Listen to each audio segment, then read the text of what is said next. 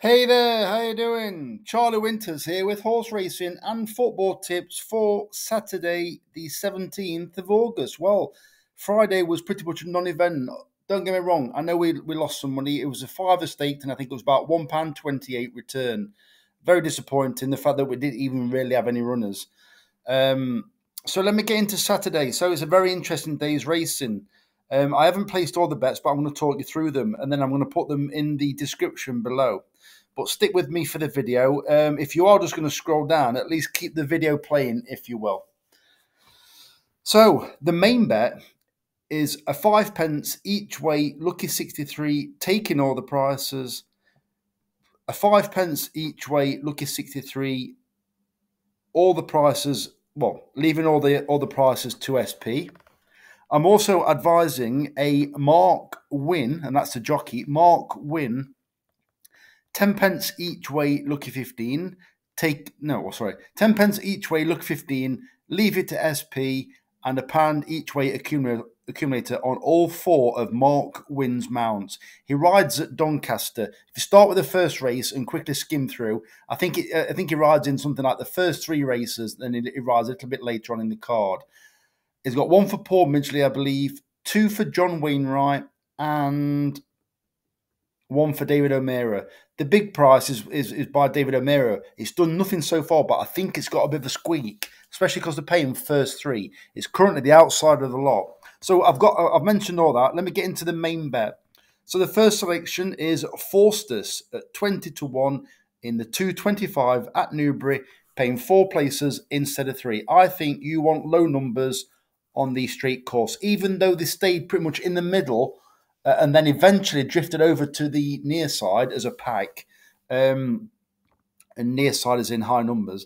I believe with the ground quickening, I do believe that it'll be middle to far side. So you pretty much want low numbers. Faustus is drawn 4.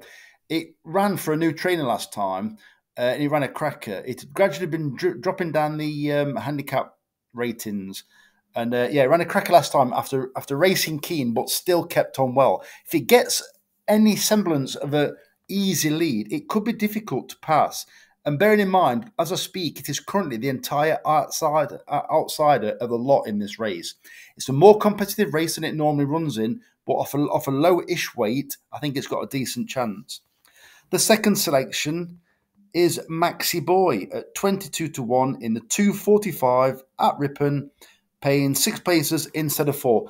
I strongly fancy this horse. My only doubt is the Ripon draw bias, because it can push over edge of a cliff. It's absolutely frustrating. It says high numbers, but I've looked through the past years on different grounds, and it's all over the place. It's both sides of the track generally. Maxi Boy is drawn low. The vast majority of the fancied horses are drawn high. However, similar to this race and also the Great St Wilfred, there's very little pace in the race. There are very few front runners in either of the races. Sorry. In this first race, this first big sprint, Maxi Boy tends to race up with the pace, or can do. He used to race up with the pace for Michael Bell over 7 furlong.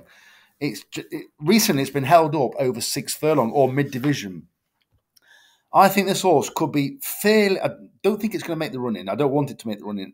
I think it could be fairly prominent or just off the pace and then come there with a decent run. Then we just need... It's fingers crossed whether it's actually drawn on the right side. If you can tell me that after the race that Maxi Boy was drawn on the right side or it favoured Maxi Boy's side, I would massively fancy it, but I can't say which side for definite will be advantageous. So the third selection is a strong fancy. It is Lethal Levi at 15-2 in the 3 o'clock at Newbury, paying 5 places instead of 3. Exactly the same thing. I think there's 2 horses that race prominently. Everything else, because originally I did fancy another horse. I fancied, the horse that won it last year. Obviously, I've got to tell you now, haven't I? Originally, I fancied this horse. Spangled Mac. But there's too many horses that come from off the pace. I also fancied Zabriskie Point, but I've gone for Lethal Levi because it's a hard horse to pass if it gets a relatively easy lead, and that's what could happen tomorrow. The next selection is Cliffcake at 20 to 1 in the 7 minutes past 3 race at Doncaster, paying 4 places instead of 3. I tipped this horse at Beverley one time and it set off too quick over 7.5 furlong. I believe it's 7 furlong tomorrow at Doncaster, which is like a flatter track. Well, it's not completely flat, but compared to Beverley it is. It doesn't have to make the running, but it's probably going to be up there. If it doesn't go off like lightning or it doesn't run extremely wide for some unknown reason, then it tells me that they're giving it half a chance.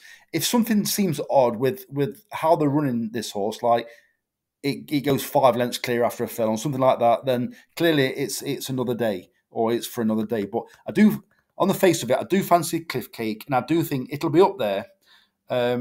And I think it could catch him out because it hasn't got the tough Beverley climb towards the end. That's what's been catching it out. Apart from last time where the draw beat it last time. It was drawn, I think it was 11 of 11.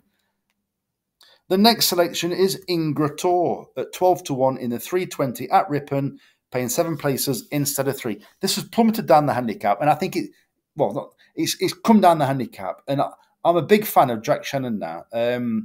It took 2 horses, or it might have been 2 or 3 horses, to York not too long ago and took both of the big races. I'm a big fan. I wasn't so much of Mick Shannon. Mick Shannon, quite a few years ago, was quite decent. We as 2-year-olds. It then went off the boil. And then Jack Shannon is doing cracking since, in my opinion. And I think this horse, 12 to 1 is probably a bit stingy. It probably will, it could drift. That's why I'm also doing the SP bet as well. And then finally, it's one of our favourites. It's a channel favourite. It's Arranmore again at 12 to 1 in the 424 at Ripon, paying 5 places instead of 3. So this horse is probably going to be my nap or next best of the day. I should tell you Arranmore, I really fancy this horse because this horse, Arranmore, I've been trying to find out where they might actually be looking to actually win with this horse. As I've said in several videos, they've raced it wrong. The tactics have been wrong.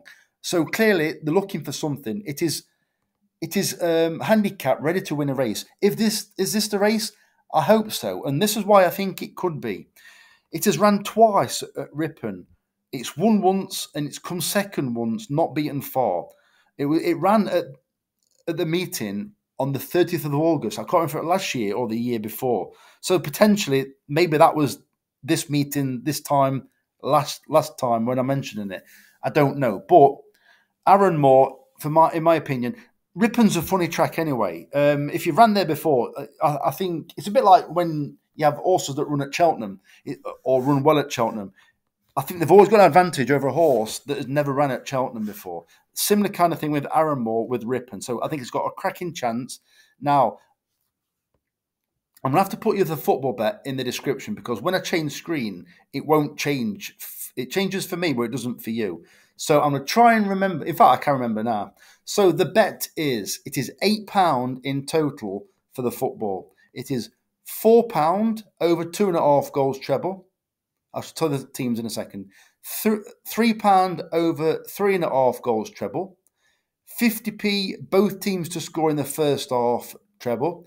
And 50p both teams to score in the second half separate treble. That comes to £8. And the matches are Everton versus Brighton. I'm going for goals in that match because it's an unknown new manager for Brighton. Anything could happen. So it could be an open match. I know it's Everton. I know generally they aren't open matches, but I think Brighton could be a different proposition.